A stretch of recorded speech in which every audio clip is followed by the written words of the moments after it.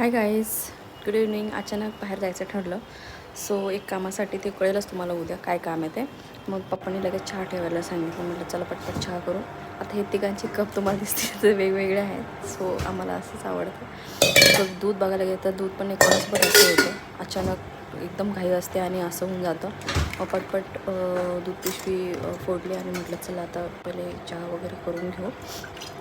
आणि ॲक्च्युली चितळेचा दुधाचा चहा खरंच मस्त होतो. आय डोंट नो तुम्ही कोण कुठला दूध यूज करताय, कोण चितळेचं कोणी वेगळ्या ब्रँडचं यूज करत असेल.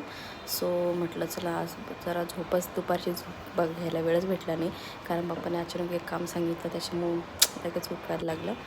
चहा मस्त असा खणखणीत उकळतो आहे. असं उकळलेला चहा कोणाकोणाला आवडतो, मला तर खूप आवडतो. आणि असं जर पावसाचं वातावरण असेल तर मस्त असं घट्ट दुधाचा चहा खूप आवडतो.